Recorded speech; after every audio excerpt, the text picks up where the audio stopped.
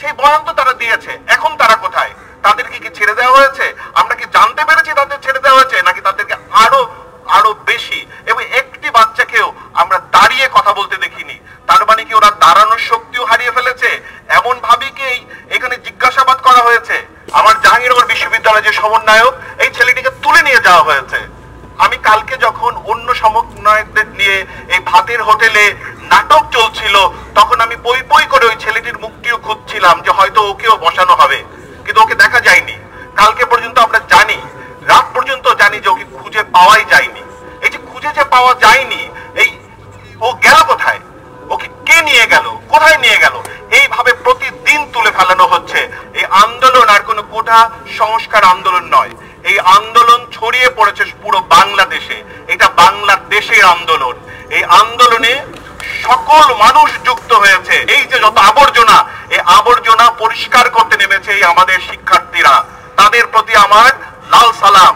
আমরা একটা দেশে আছি না কনসেন্ট্রেশন ক্যাম্পে আছি? এখানে কি নাজি সরকার আছে নাকি অন্য কেউ আছে? আমরা কি বুঝতে পারছি?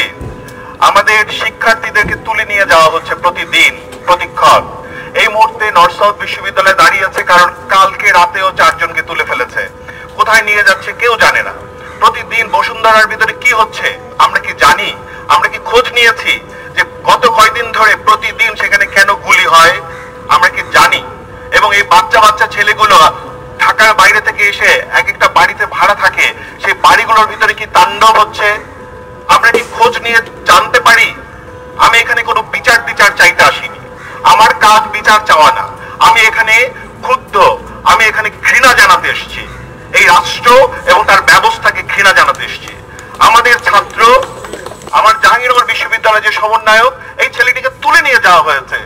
আমি কালকে যখন অন্য সমন্বয়কদের নিয়ে এই ভাতের হোটেলে নাটক চলছিল, তখন আমি পই পই করে ওই ছেলেটির মুখটিও খুঁজছিলাম যে হয়তো ওকেও বসানো হবে, কিন্তু ওকে দেখা যায়নি।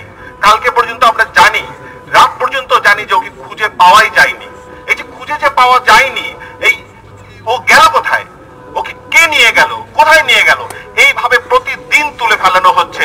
আমি জানি বা না জানি, রাস্তায় যতগুলো মেয়ে করেছে, আপনার ওদের ছবি দেখবেন ভাইরাল হয়েছে, ওদের ইমেজ ভাইরাল হয়ে গেছে। সেই ঢাকা ইউনিভার্সিটির এখানে যেই মেয়েগুলোই করেছে, তার অনেকগুলো মেয়েকে এখন খুঁজে পাওয়া যাচ্ছে না। এরা গেল কোথায়? শিক্ষার্থীরা গেল কোথায়?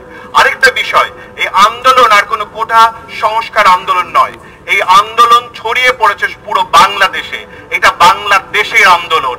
এই আন্দোলনে সকল মানুষ যুক্ত হয়েছে, যার যার জায়গা থেকে যুক্ত হয়েছে, এবং তারা বলছে যে তারা কতটা ঘৃণা করে। এই অসঙ্গতিকে যদি এই রাষ্ট্র না বুঝতে পারে, এই ঘৃণাকে যদি সে না বুঝতে পারে, এখনো যদি ইনিয়ে বিনিয়ে উদর পিণ্ডি বুদর ঘাড়ে ঘোটানোর চেষ্টা করে, এই রাজনীতি তাকে ছাড়বে না, এই ইতিহাস তাকে ছাড়বে না। এটা মনে রাখতে হবে। আমি শুধু বলতে এসছি, 1971-এর ন্যারেটিভস পাল্টে যাচ্ছে। তখনও কিছু কিছু রাজনৈতিক দল আস্থা করে গেছে, এরাও আরেকবার আরেকটি দল তার সকল সাঙ্গ ভাঙ্গ, তার চেতনাজীবী বুদ্ধিজীবীদের নিয়ে আস্থা কুড়ে যাবে, এবং এই রাষ্ট্রে সে আস্থা কুড়ে পরিণত করেছে। এই যে যত আবর্জনা, এই আবর্জনা পরিষ্কার করতে নেমেছে এই আমাদের শিক্ষার্থীরা। তাদের প্রতি আমার লাল সালাম, এবং তাদের প্রতি আমি বলতে চাই, তারা যা করেছে তা ঠিকঠাক করেছে, যা করছে তা ঠিকঠাক হচ্ছে। এই যে ডিবি অফিসে এই যে বাচ্চাগুলোকে আটকে রেখেছে, তাদের দিয়ে বয়ান দেওয়াচ্ছে, কই আজকে সকাল পর্যন্ত তো তাদের ছেড়ে দিল না। তাদের বাবা মায়েরা তো এখনো ওই অফিসের সামনে দাঁড়িয়ে আছে, তাদের কাছে তো তাদের বাচ্চাদেরকে দেওয়া হলো না। কেন দেওয়া হলো না? তারা যা চেয়েছে তা তো তারা দিয়েছে। তারা যা চাচ্ছে, রাষ্ট্র যা চাচ্ছে যে হ্যাঁ সে বলবে যে আমরা আমাদের আন্দোলন থেকে সরে গেলাম, সেই বয়ান তো তারা দিয়েছে। এখন তারা কোথায়? তাদেরকে কি ছেড়ে দেওয়া হয়েছে? আমরা কি জানতে পেরেছি তাদের ছেড়ে দেওয়া হয়েছে, নাকি তাদেরকে আরো আরো বেশি? এবং একটি বাচ্চাকেও আমরা দাঁড়িয়ে কথা বলতে দেখিনি। তার মানে কি ওরা দাঁড়ানোর শক্তিও হারিয়ে ফেলেছে? এমন ভাবে কি এখানে জিজ্ঞাসাবাদ করা হয়েছে? তাহলে এই যে একটা আইনি ব্যবস্থার মধ্যে একটি রাষ্ট্রে একটা মানুষকে জোর করে তুলে নিয়ে যাবে একটি সংস্থা, এটা কোন দেশে আছি? আমি হয়তো এখান থেকে বের হয়ে বাসা পর্যন্ত যেতে পারবো না, তখন হয়তো আমাকেও তুলে ফেলবে, হয়তো বা কেউ জানতেই পারবে না।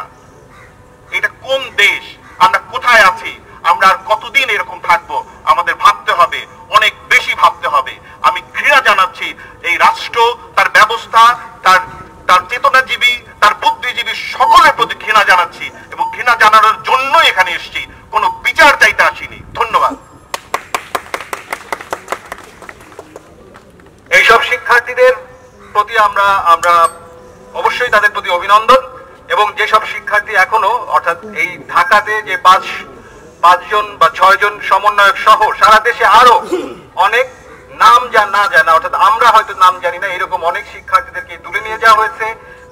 তাদের কোনো খবর তাদের পরিবারের কাছে নেই, বিভিন্নভাবে আটক করা হয়েছে। সেই সব শিক্ষার্থীদের প্রতি আমাদের সমবেদনা, এবং আমরা তাদের